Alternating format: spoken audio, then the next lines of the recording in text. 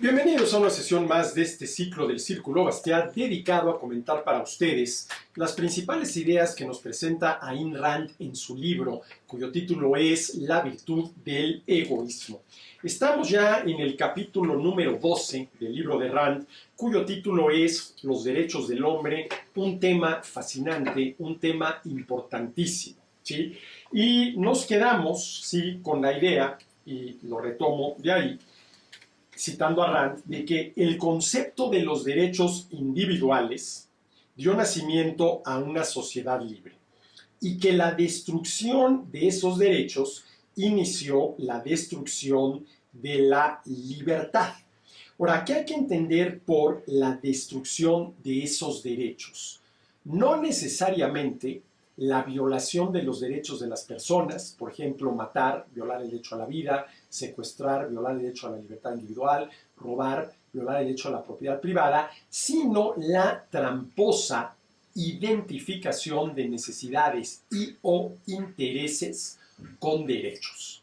A esto es a lo que se refiere Rand cuando habla de la destrucción de esos derechos, inició la destrucción de la libertad.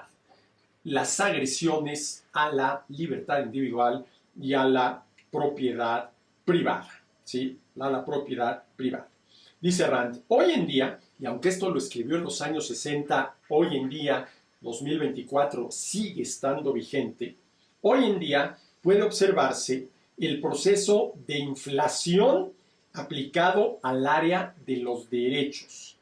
El proceso involucra algo así como el crecimiento de derechos, entre comillas, promulgados tan recientemente que la gente no se da cuenta de que se invierte el significado original y por lo tanto correcto del concepto derecho.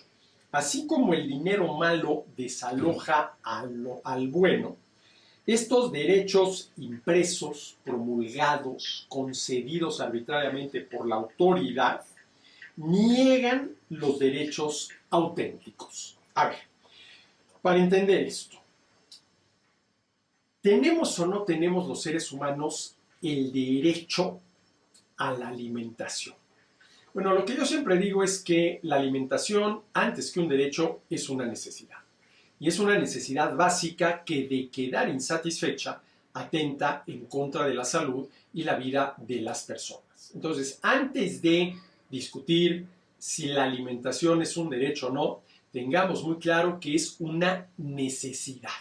Que es una necesidad. Pero ¿en qué sentido podríamos nosotros afirmar que los seres humanos tenemos el derecho a la alimentación? Bueno, hay dos posibilidades. A ver, para mí el derecho, que siempre es de alguien, es la obligación que siempre es de alguien más de realizar o no realizar determinadas conductas. Cuando la obligación es de realizar determinadas conductas, ¿sí?, tendríamos lo que yo llamo, ¿sí?, derechos contractuales.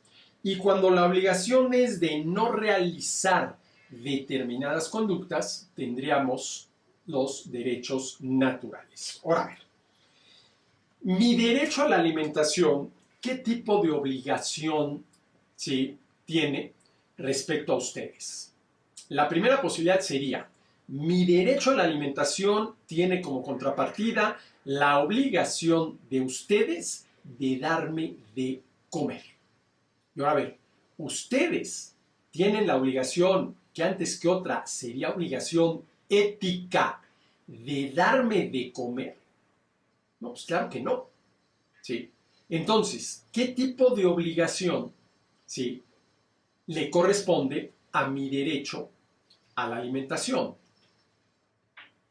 El derecho a la libertad individual para trabajar y conseguir alimentos, y una vez así conseguidos los alimentos, fruto de mi trabajo, el derecho a la propiedad privada sobre esos alimentos.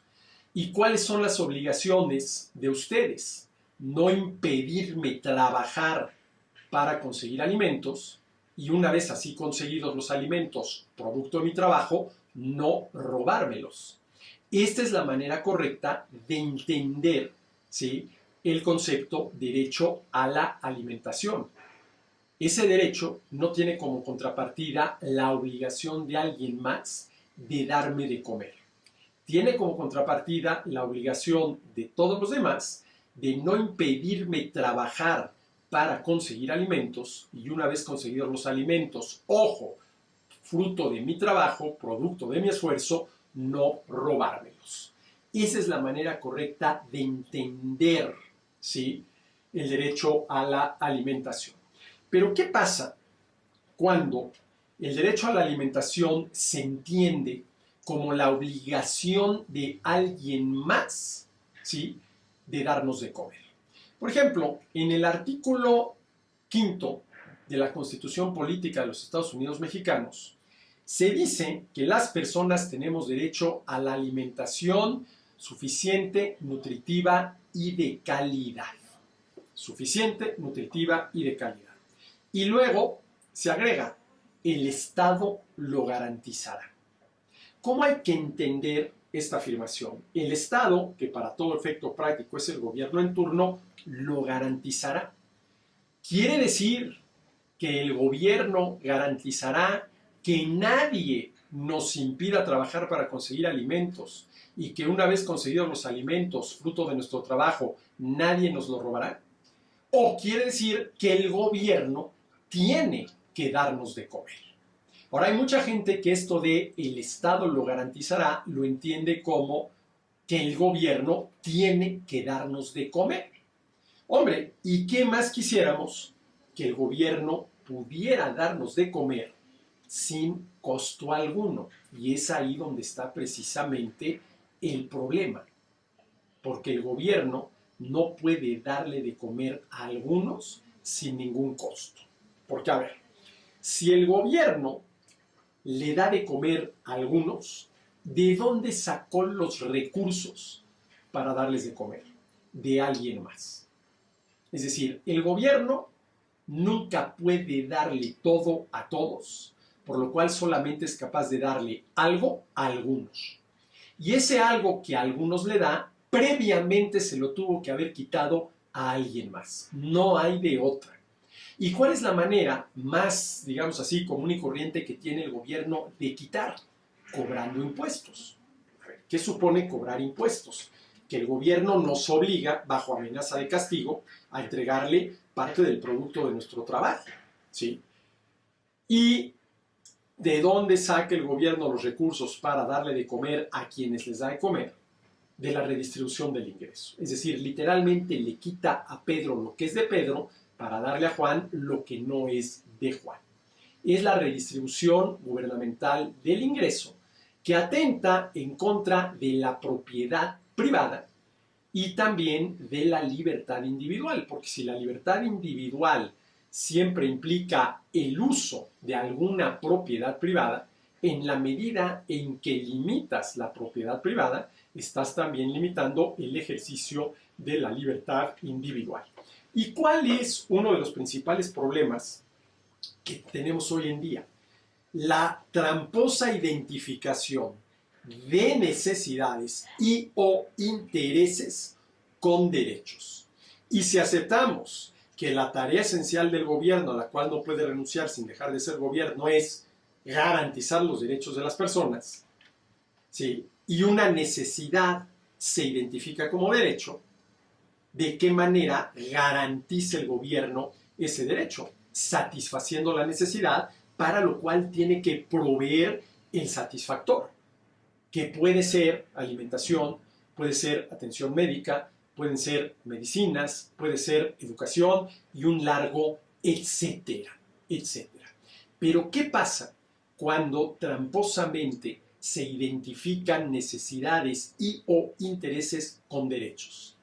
Que eso que llamamos Estado de Derecho degenera en Estado de derechos. Estado de derechos, ¿sí? Y en la medida en que el gobierno, por ser gobierno, tiene la obligación de hacer valer esos derechos referidos, por ejemplo, a necesidades, está violando, porque tiene que redistribuir el ingreso, el derecho de propiedad privada de las personas sobre el producto de su trabajo, que eso es el ingreso, y esto también afecta el ejercicio de la libertad individual. El concepto de los derechos individuales, dice Rand, dio nacimiento a una sociedad libre. La destrucción de esos derechos inició la destrucción de la libertad, las agresiones en contra de la propiedad privada y de la libertad individual. El truco, dice Rand, consistió en desviar el concepto de los derechos del terreno político al terreno económico. ¿Y cómo se desvía el concepto de los derechos del terreno político al económico? Identificando tramposamente, arbitrariamente, necesidades y o intereses como derechos. ¿Sí? ¿Y de qué derechos, sí, está hablando Rand? ¿De cuáles falsos derechos está hablando Rand? Cito los que ella cita. El derecho a un empleo útil y remunerativo en las industrias, negocios, granjas o minas de la nación. A ver, yo tengo el derecho al trabajo. A ver, si yo tengo el derecho al trabajo, ustedes tienen la obligación de, quieran o no quieran, les sea útil o no les sea útil, contratarme. ¿Por qué? Porque el derecho, que siempre es de alguien, es la obligación, que siempre es de alguien más, de realizar o no realizar determinadas conductas. Entonces, a ver, si yo digo, yo tengo el derecho al trabajo, eso tiene como contrapartida la obligación de ustedes de, les sea o no útil, contratarme. Y a ver, ustedes tienen esa obligación de contratarme si el trabajo que realizo no les va a servir absolutamente para nada. No, pues claro que no. Yo no tengo el derecho al trabajo. Tengo el derecho a buscar trabajo, que es muy distinto. Y este derecho a buscar trabajo deriva del derecho a la libertad individual, en este caso, para buscar trabajo. ¿Y qué supone ese derecho que yo tengo a buscar trabajo? Que ninguno de ustedes debe impedirme que lo haga. Pero una cosa es decir que tengo el derecho a buscar trabajo y otra muy distinta, que tengo el derecho, ¿sí?, al trabajo. Son cosas totalmente distintas. El derecho a un empleo útil, remunerativo, en las industrias, negocios, granjas o minas de la nación. El derecho a ganar lo suficiente para obtener alimentos, vestido y recreación adecuados. El derecho de cada granjero a cultivar y vender sus productos a un precio que permita a él y a su familia llevar una vida decente. El derecho de cada empresario, grande o pequeño, a negociar en una atmósfera de libertad sin interferencias de la competencia desleal o la dominación por parte de monopolios internos o externos. El derecho de cada familia a una casa decente. El derecho a una atención médica adecuada y a la oportunidad de lograr y gozar de buena salud. Séptimo, el derecho a una protección adecuada ante el temor a los problemas económicos de la vejez, la enfermedad, los accidentes y el desempleo. El derecho a una buena educación. A ver, todo esto relacionado con el empleo, ganar lo suficiente, poder emprender, ¿sí?, tener una casa decente, tener atención médica, tener educación, etcétera, etcétera. ¿Son estrictamente hablando derechos? No, son intereses. A ver, yo tengo el interés, ¿sí?, de ganar lo más posible, de tal manera que me alcance para satisfacer correctamente mis necesidades. Sí, claro que tengo el interés. ¿Pero tengo el derecho? No. Porque si yo tuviera el derecho de ganar lo suficiente para satisfacer correctamente mis necesidades, mi empleador tendría la obligación de pagarme una cantidad de dinero que me permita satisfacer correctamente mis necesidades. Y entonces el salario se determinaría no en función de la productividad del trabajador y de la relación oferta y demanda de ese tipo de trabajo en su mercado laboral, sino en función de las necesidades de la persona. Y vamos a ser muy claros, ojalá y se pudiera. A ver, usted no quisiera que se le remunerara según sus necesidades? Pues claro que sí, ¿quién no? Pero si se nos remunerara según nuestras necesidades, ¿qué necesidad tendríamos de trabajar? Si nos van a remunerar no según el trabajo realizado, sino según nuestras necesidades. Entonces hay que tener muy claro la diferencia entre derechos e intereses. Hasta aquí, nos vemos en la próxima sesión.